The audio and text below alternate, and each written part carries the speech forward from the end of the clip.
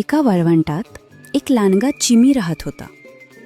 एक दिवस सकाळी चालत असताना चिमीचं स्वतःच्या सावलीकडे लक्ष गेलं.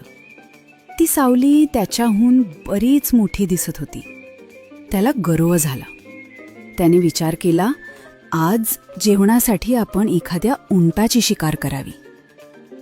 मग तो उंटाच्या शोधात बराच वेळ भटकत राहिला.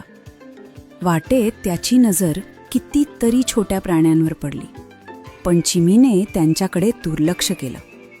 खरं तर छोटे छोटे प्राणी पकडणं त्याला सहज शक्य होतं.